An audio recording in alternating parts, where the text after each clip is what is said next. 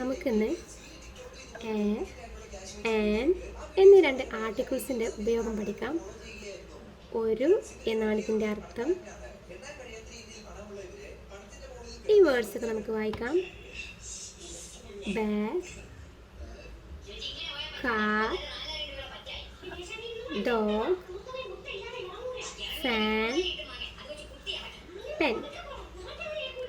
ഇപ്പുറത്തുള്ള വായിക്കാം. Apple, egg, ice cream, orange, umbrella. ഇത് രണ്ട് സൈഡിലായിട്ട് നമ്മൾ വേർഡ്സ് കൊടുത്തില്ലേ? ഇതിൽ ഇപ്പുറത്ത് കൊടുത്ത എല്ലാ വേർഡ്സിൻ്റെയും ഫസ്റ്റ് ലെറ്റർ നോക്കൂ. B, C, D, F, P. ഇനി ഇപ്പുറത്തുള്ള നോക്കാം.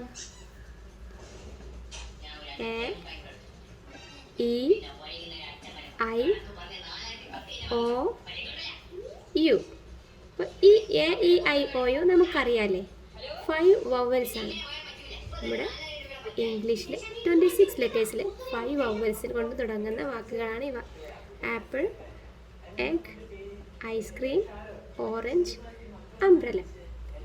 ഇനി നമുക്ക് ഇവ വവൽസാണ്. ഇത് കോൺസണൻസ് കൊണ്ട് തുടങ്ങുന്നതാണ്. കോൺസണൻറ്റ് കൊണ്ട് തുടങ്ങുന്ന വാക്കുകളാണ് ഇവ. നമുക്ക് എയും ആനും എങ്ങനെ ചേർക്കേണ്ടതെന്ന് പറയാം.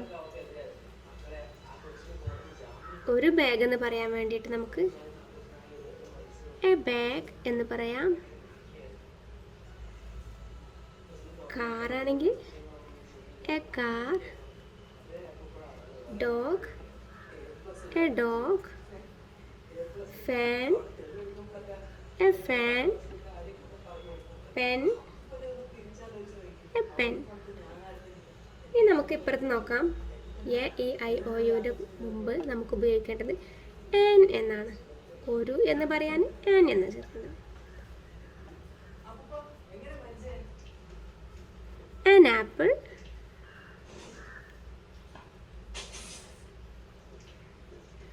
an egg,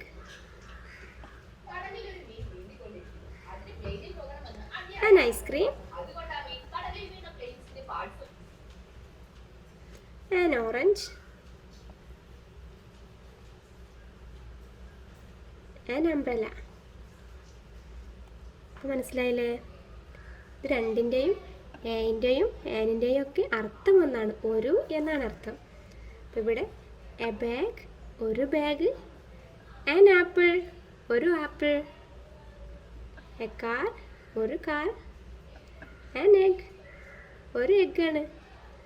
അതുപോലെ നമുക്ക് കോൺസണൻറ്റ് കൊണ്ട് തുടങ്ങുന്ന വാക്കുകൾക്ക് മുമ്പ് എയും ചേർക്കണം.